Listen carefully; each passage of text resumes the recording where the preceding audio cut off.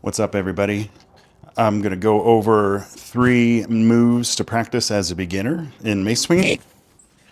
So the first move would be Pendulum, which is a great way to practice getting your hands in position behind your head and really learning to orientate your body with the swing of the mace. And then second, be a 360, which is the most basic building block swing. You cast it, swing it around, and then pull over the other side, and then cast it, and the mace stays going in the same direction in a circle.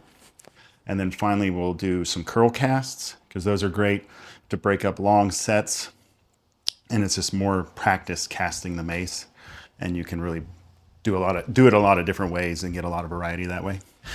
So first, the pendulum. We'll cast it over, and swing, swing, swing, pull over. And now doing pendulums, you can do as many as you want. You can just do 1, you can do 2, you can do 10, and then pull it over, however you want to do it. That is the pendulum. Great beginner exercise.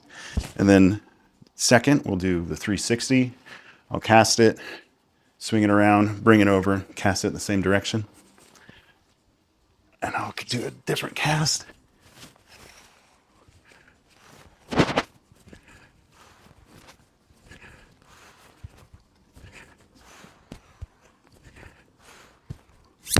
So with 360s, you're casting, swing, pull over, back into order position, and then casting it again. I'll do an over the shoulder cast, do 360s the other way. So cast, swing, order, cast, swing, order.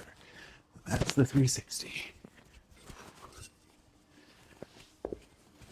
Okay, last we'll do curl casts. And so there's a lot of different directions and varieties of curl casts you can do. Kind of sky's the limit on these. But like your standard one would be like a supinated grip and then casting it over the opposite shoulder. And this is a really good way to practice getting casts and swings going both directions. Of course, you can switch grips each swing or not. You can do it supinated, pronated, and then now on pronated, we'll do an over the shoulder cast. Right into another curl cast. Then we can cast it back over the other way. And the important part is when you catch the mace with your catching hand, you really want to have control over it. You don't want to just let it free fall. And then as you're bringing it out, up and over, just want to just be as smooth as you can.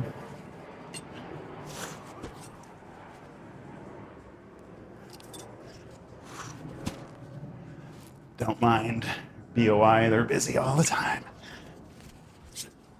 That's the airport.